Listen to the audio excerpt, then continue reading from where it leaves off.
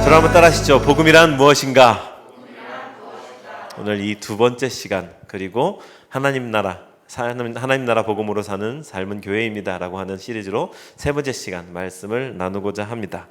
지난 주일에 우리는요, 말씀을 통해서 예수님은 구약성경, 특별히 이사야서, 그리고 거기 계시된 하나님의 약속으로서 이 땅에 우리에게 오신 그런 분이시다, 메시아이시다라는 점과 더불어 혈통적으로 다윗의 자손으로 나셔서 우리에게 오셨다, 유대인들에게 약속되었던 계시된 메시아였다라는 점을 아카데믹하게 살펴봤었죠.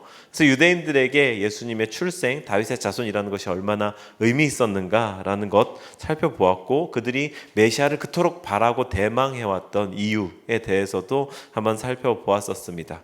그리고 지난주 말씀을 요약을 하자면 예수 그리스도가 복음이시다라고 하는 이렇게 한 문장으로 요약할 수 있겠는데요. 그런데 저 역시도 좀 저 개인의 어떤 좀 역량의 한계, 주어진 시간의 제한 같은 것으로 인해서 좀 충분히 이렇게 설명하고 또 함께 누리지 못했다라고 하는 아쉬움이 있기도 했고, 보통은 1장 2절부터 4절까지를 한꺼번에 다루게 마련인데, 말씀드린 바와 같은 그런 제한들 속에서 3절까지만 다루면서 조금 아쉬움 속에 이렇게 끝맺었는데, 그래서 비로소 오늘에서야 이 하나님 나라의 복음 이라고 하는 정의를 일단락짓는 시간이 될 수 있을 것 같습니다. 그래서 지난주는 논증 정도에 지나지 않았던 조금 아쉬운 시간이라고 한다면, 오늘은 그 논증을 마무리 지으면서 이 복음이 과연 우리랑 무슨 상관이 있는가에까지 한 걸음 깊이 나아가는 그런 시간이 되었으면 좋겠습니다. 그래서 오늘 나눌 이야기가 많으니까요, 얼른 본문으로 이렇게 들어가 보도록 하시죠. 오늘도 역시 우리를 이끌어갈 질문은 이것입니다. 복음이란 무엇인가? 한번 또 따라해 주실까요? 복음이란 무엇입니까? 가장 첫 번째로는요, 예수님이 부활하셨다는 소식입니다. 또 한번 읽어주실까요? 시작. 예수님이 부활하셨다는 소식입니다. 다 함께 4절을 보시죠. 화면을 보시고 또 세 번역으로 읽어주시면 좋겠습니다. 시작. 성령으로는 죽은 사람들 가운데서 부활하심으로 나타내신 권능으로 하나님의 아들로 확정되신 분이십니다. 그는 곧 우리 주 예수 그리스도이십니다. 이제 이 대지로 말미암아서 이 지난주일 설교의 논리 구조이자 이 로마서 1장 2절부터 4절까지의 주장이 요약하고 완성되어진 거죠. 1장 2절부터 4절까지의 이 바울의 주장을 쭉 요약하자면은, 성경을 통해서 역사적으로 다윗의 자손으로 오실 것이라고 예언된 메시아가 정말로 다윗의 자손으로 오셨고, 십자가를 지고 죽으셨다가 다시 살아나셨다. 그리고 그분이 우리의 주님 예수 그리스도시다.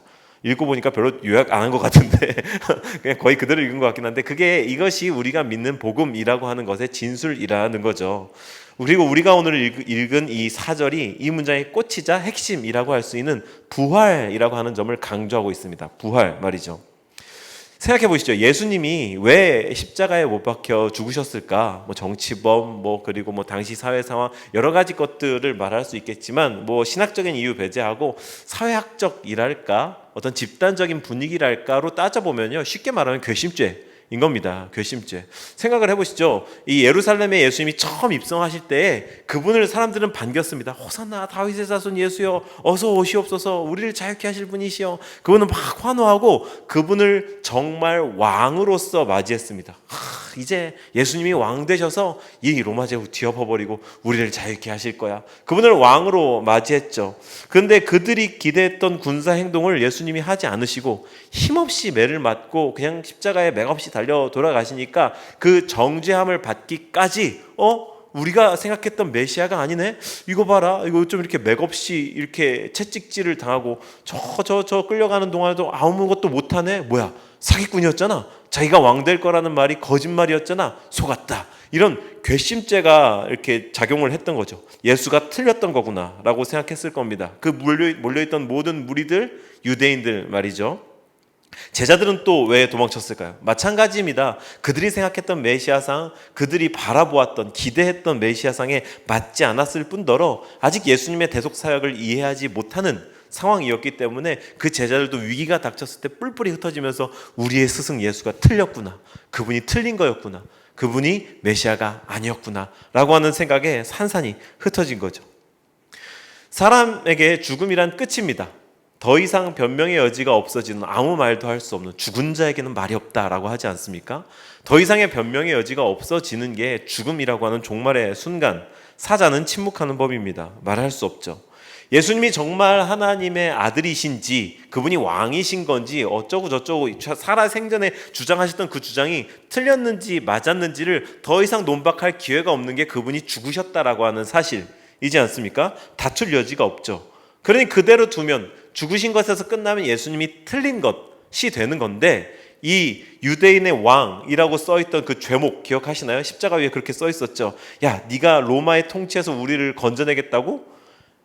우리를 통치하겠다고? 순 다 거짓말이었어. 당신이 틀리고 유대교 지도자들이 맞는 거였어. 우리가 다 속았어 라고 하는 것이 그 사람들의 입장이었죠. 예수님은 공생의 내내 자신이 주인 되실 것, 통치자가 되실 것을 암묵적으로 또 공공연하게 말씀하시고 드러내시고 하셨는데, 그게 다 틀린 것이 되었던 게 유대인의 왕이라고 하는 조롱 속에 담겨 있는 겁니다. 그런데 예수님이 공생의 내내 말씀하셨던 자신이 통치자가 되실 것이라고 하셨던 말씀을 한번 기억해 볼까요? 마가복음 2장 10절에 이런 기록이 있습니다.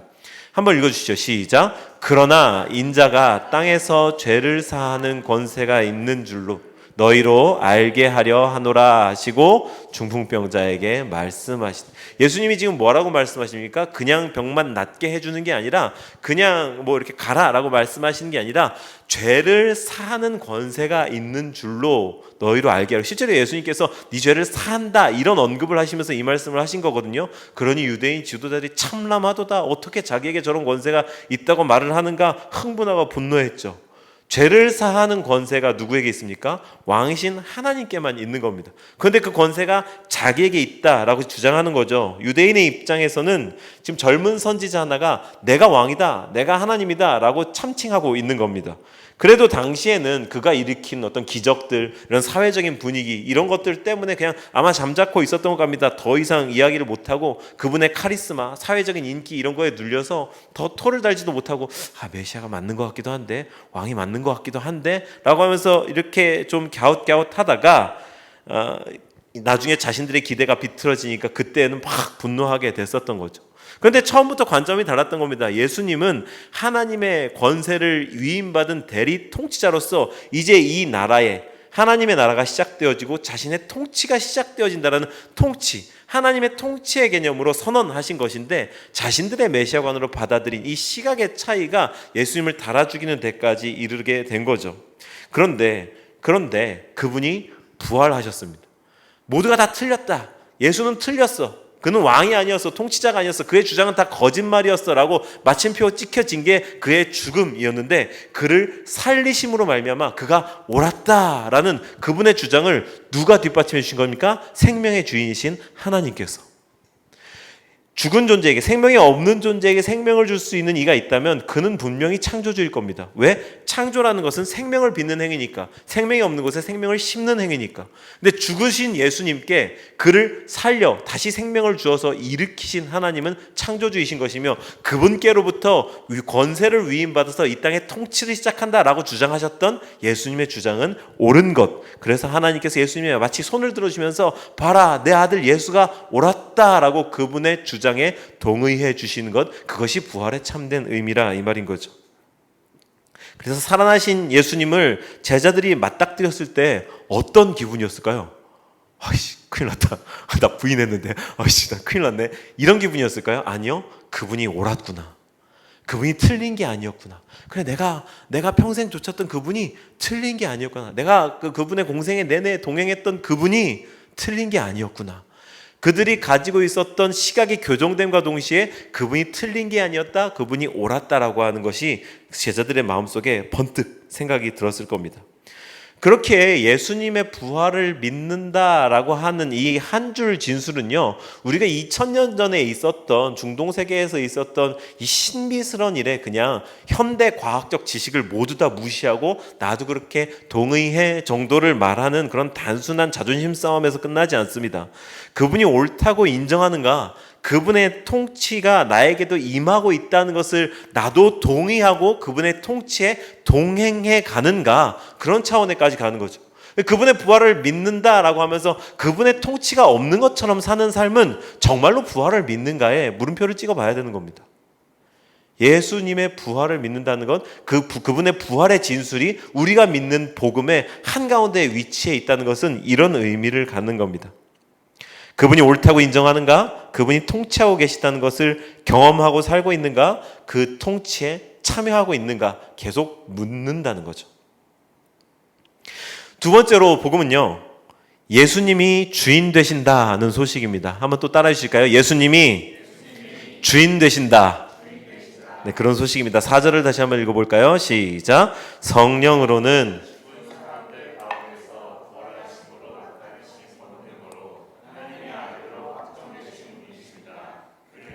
우리 주 예수 그리스도이십니다. 죽은 생명을 부활하게 하는 권세가 앞서 말씀드린 생명을 주관하는 신, 즉 창조주에게 있습니다. 그리고 그분께서 이 부활을 주관하신 그분께서 권능이라는 것으로 예수님을 살리셨는데 이게 예수님과 관계가 있는 것처럼 이 문장에 진술되어 있죠. 이 본문의 의도를 좀 더 정확하게 알기 위해서 원문과 여러 영어 번역본들을 살펴보고 특별히 제가 새 번역을 보니까 권능으로 라고 되어 있는데요. 그리고 우리 개역개정 한글 성경에는 능력으로 이렇게 되어 있죠. 그런데 이 표현을 찾아보니까 Son of God in power 내지는 Son of God with power 이렇게 되어 있습니다. 그러니까 하나님의 아들, 신의 아들을 수식하는 문장으로서 in power, 권능이 존재한다는 거죠. 하나님의 아들을 수식하고 있다는 겁니다. 그냥 개역개정 성경처럼 이걸 뚝 끊어놓고 능력으로, 그럼 능력으로 그냥 혼자 살아나신 것처럼 이렇게 이해되어지는데 그렇지 않고 권세를 가지신 하나님의 아들이라고 하는 의미로 하나님의 아들을 수식하기 위해 이 권세, 능력, 권능, in power가 등장했다는 것을 우리가 알 수 있다는 거죠. 예수를요, 하나님의 아들로 믿는 행위, 신의 아들로 믿는 행위, 그런 고백이 얼마나 그때 당시에 위험한 것이었는가 조금 구체적으로 알아야 될 필요가 있습니다. 왜냐하면 당시 로마인들이 여러 번 언급했습니다만 황제를 신의 아들로 추앙했잖아요. 그렇게 제가 말씀을 드렸잖아요. 근데 조금 정신을 차리고 생각해 보면 참 한심스럽고 좀 우스운 것처럼 생각이 됩니다. 참 어떻게 우리랑 똑같이 먹고 배변하고 이러는 그냥 뭐 일희일비에 흔들리는 이런 인간을 가지고서 신이라고 믿을 수 있단 말이지. 그때 사람들도 참 어리석어. 이렇게 당대 사람들을 모두 다 무식하고 무지한 사람들로 매도해버리기 십상인데 이런 사건이 있었거든요.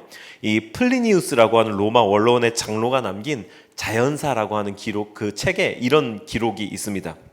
내가 아우구스투스의 게임이 열릴 때 그 선왕인 이 율리우스 카이사르가 죽고 나서 그의 장례 기간 동안에 그의 죽음을 이렇게 기리면서 올림픽 같은 그런 스포츠 경기를 했다고 하거든요. 그걸 게임이라고 표현했습니다. 내가 아우구스투스의 게임이 열릴 때 머리카락이 있는 별이 7일간 11번째 시각에 나타나 매우 밝아 로마 전역에서 볼 수 있었다. 이게 무슨 말이냐면요, 혜성이 지나갔다는 거거든요. 머리카락이 있는 별이 나타나서 매우 밝아서 로마 전역에서 볼 수 있었다고 합니다. 약 오후 5시, 6시경인 건데 그러면 초저녁이거든요. 그때 혜성이 로마 전역에서 목격될 만큼 무척 밝게 나타나니까 이게 신비적인 현상으로 받아들여진 겁니다. 일반 백성들은 그것이 카이사르의 영혼이 불멸의 신들 사이에 들여보내진 징표라 여겼다. 아니 가뜩이나 전역에 이 로마 전역에 이 저기를 통치 권세를 누리고 있는 황제, 그런 사람이 죽었는데 그리고 이 카이사르가 재정을 이렇게 수립하려고 엄청 애를 썼잖아요. 그런 사람이 그런 권세를, 하늘을 호령하고 땅에 사람들을 모두 다 통치하는 그런 권세를 가진 사람이 죽었는데 그의 장례 기간 동안에 혜성이 지나가는 신비한 일이 있는 거예요.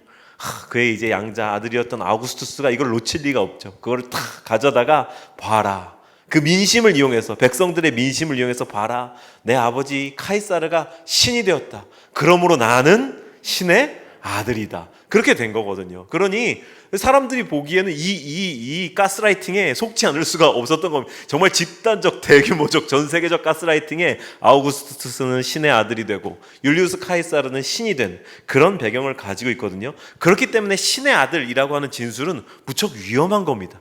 예수님이 내가 신의 아들이요, 하나님의 아들이요 라고 말씀하고 다녔던 것은 정말로 반역죄에 해당할 만하지 않습니까? 이런 배경을 알고 나니까 말이죠. 그런 의미를 기억하면서 우리 4절을 세 번역으로 다시 한번 읽어보면요. 한번 읽어보실까요? 시작. 성령으로는 죽은 사람들 가운데서 부활하심으로 나타내신 권능으로 하나님의 아들로 확정되신 분입니다. 그는 곧 우리 주 예수 그리스도의 신의 아들이 되셨다. 그 부활로 말미암아 신의 아들로 확정되셨다. 드러나셨다. 이제 그런 진술을 통해서 하나님의 아들로서 권세를 통치함의 권세를 위임받아 이 땅에서 통치의 행위를 시작하게 되었다. 권세를 가지신 신의 아들이 되셨다. 이 한 줄 말씀을 되새겨보면 그것은 그를 따르는 이들에게 예수께서 황제가 된다는 것, 즉 통치자가 된다는 것. 이 통치라는 의미가 좀 더 날카롭게 드러나기 시작합니다. 통치권을 행사하기 시작했다. 예수님이 그를 따르는 이들에게 통치권을 행사하기 시작했다. 이런 문장이 되는 거죠. 하나님 나라의 통치자. 복음은요, 예수님이 죽으시고 부활하심으로 말미암아, 이 부활하심까지만 끝나면, 그래서 내 죄를 사하셨다에서 끝나면 곤란합니다. 그게 우리가 여태까지 문제 삼았던 십자가 속죄의 복음이거든요. 근데 부활하심으로 말미암아 내 삶의 통치를 시작하셨다. 그분의 하나님 나라의 통치 행위를 내 삶 가운데 직접적으로 시작하셨다라고 하는 소식, 거기까지 이르는 게 부활의 복음, 그 하나님 나라의 복음인 겁니다. 그 의미를 기억할 때 하나님의 아들로 확정되신 분이라고 하는 고백이 우리한테 더 와닿게 되는 거죠. 이제 마지막 줄에 보니까 그는 곧 우리 주 예수 그리스도이십니다. 이런 고백이 나오는데 이게 앞서서 우리가 살펴본 로마서 1장 2절부터 4절까지의 고백의 함축적인 진술입니다. 우리 주 예수 그리스도. 일단 그리스도, 메시아라는 말이죠. 그리스도라는 말은 헬라어고 메시아는 히브리어. 그러니까 기름 부음을 받은 자, 하나님께서 보내신 이 사람들을, 인류를, 그의 백성들을 구원할 자, 그게 메시아, 그 그리스도라는 고백 안에 우리가 지난주에 살펴보았던 그분이 역사적으로 어떻게 그리스도셨으며 어떻게 다윗의 자손이시며 어떻게 우리에게 오셨는가, 그것을 진술한 것이 그리스도 안에 포함되어 있는 것이고요. 이제 우리 주, 우리의 주인, 우리에게 통치권을 행사하고 우리 삶의 주인이 되신 분, 이것이 1장 2절부터 4절까지의 진술의 요약인 거죠. 한번 따라해 보실까요? 우리 주 예수 그리스도. 이게 원문에는요 사실 어순이 바뀌어 있거든요. 예수 그리스도 우리 주. 한번 더 따라해 볼까요? 예수 그리스도 우리 주. 예수 그리스도 우리의 주님. 이것이 로마서 1장 2절부터 4절까지의 복음의 요약입니다. 그러니 앞으로 여러분 우리 주 예수 그리스도 우리의 주님이라는 말을 입에 담으실 때 이 긴 진술을 반드시 기억해 주십시오. 예수님은요 죽으시고 십자가에서 죽으시고 부활하셔서 우리의 주인이 되신다. 이 세 가지 요소가 반드시 들어가 있는 것이 우리의 복음의 고백, 그리고 우리의 복음은 예수 그리스도입니다 라고 고백하는 것의 이 구체적인 진술인 것이죠. 마지막으로 복음은 하나님 나라에 동참하라는 부르심의 소식입니다. 읽어주실까요? 시작. 5절과 6절을 읽습니다. 시작. 우리는 그를 통하여 은혜를 입어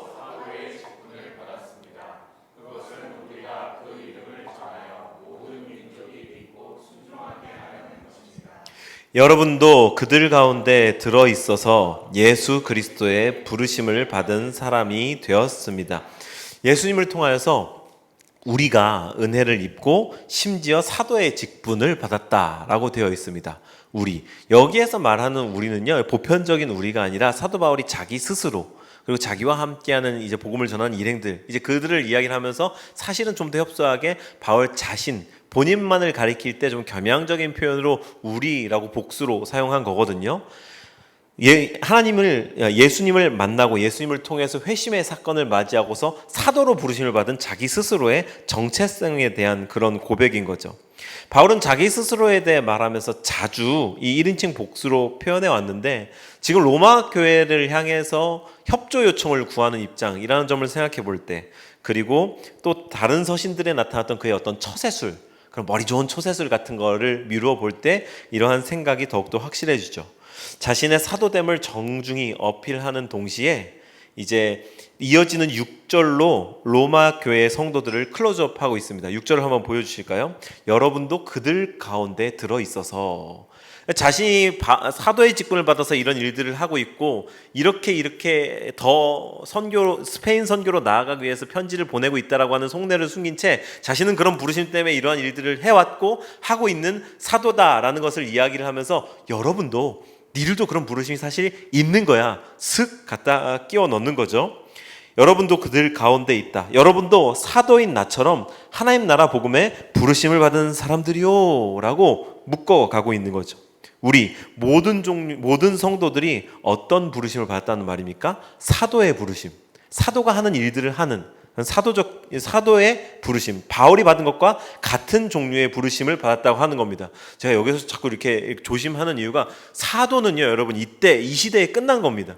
12명의 사도로 끝난 거고요. 이게 뭐 현대까지 이어져 내가 사도요, 뭐 어포슬 이렇게 얘기하는 것은 여러분 건강하지 않은 신화이거든요. 사도는 그 시대에 예수님의 제자들 그리고 바울까지로 끝난 겁니다.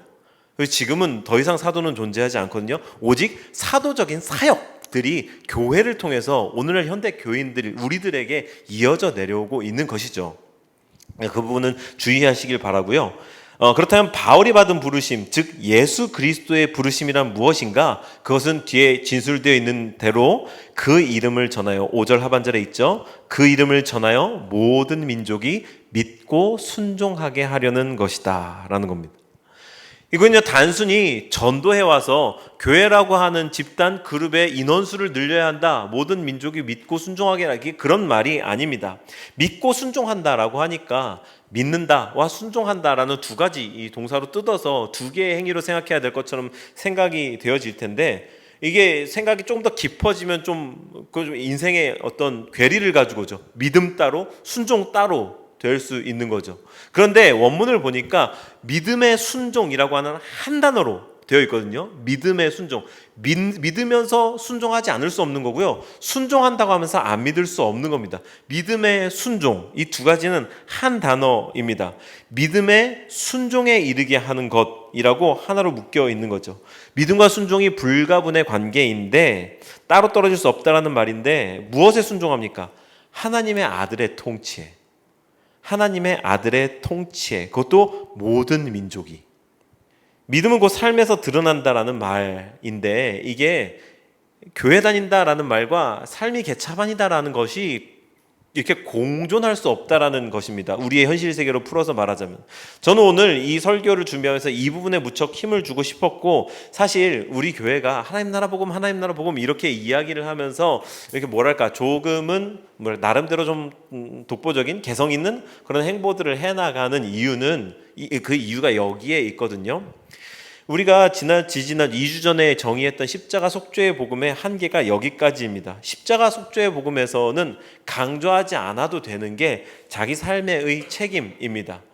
앞서서도 강조한 것처럼 예수님의 부활하심까지, 그것을 믿는 데까지만 강조하고 나면 나 개인의 구원은 거기에서 이루어졌으니까 이제 사후 세계로서의 천국 가는데 문제 없으니까 어떻게 살든지 간에 상관이 없는 겁니다. 아주 과격하게 이야기를 하면.